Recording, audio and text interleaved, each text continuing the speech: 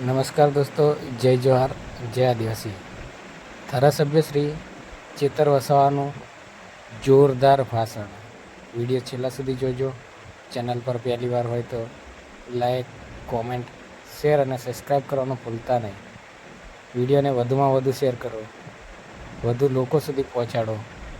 જય જોહાર, જય આદિવાસી. मोदी जी को लाएंगे, अच्छे दिन आएंगे.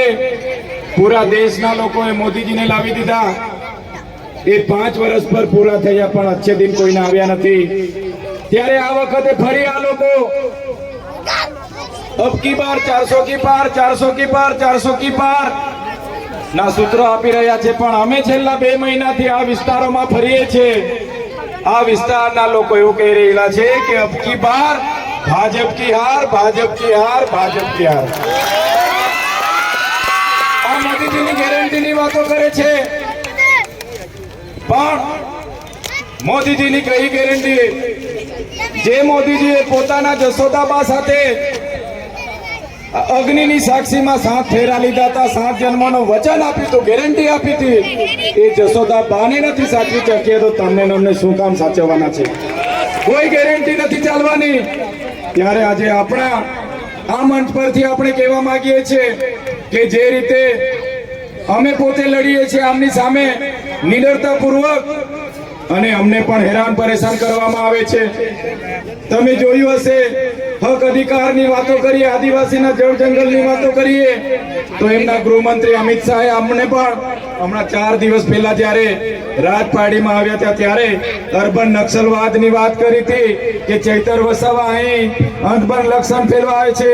ત્યારે આજે આખો આદિવાસી સમુદાય તૈયાર થયો છે. ત્યારે મારા મુસ્લિમ ભાઈઓ, વડીલો, બુજુર્ગોને, મારી માતા બહેનોને વિનંતી કરું છું, આજે આખો ક્ષત્રિય સમાજ, આખો આદિવાસી સમાજ, આખો પાટીદાર સમાજ અને આખો દલિત સમાજ એક થઈ રહ્યો છે. ત્યારે તમે પણ તૈયાર થઈ જાઓ.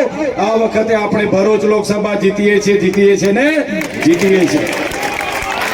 ત્યારે આપણી વચ્ચે રાજ્યસભાના સાંસદ શ્રી મસૂર શાયર, ઇમરાન પ્રતાપગઢી સાહેબ ઉપસ્થિત હોય, મારે કંઈ બોલવાની રહેતું નથી.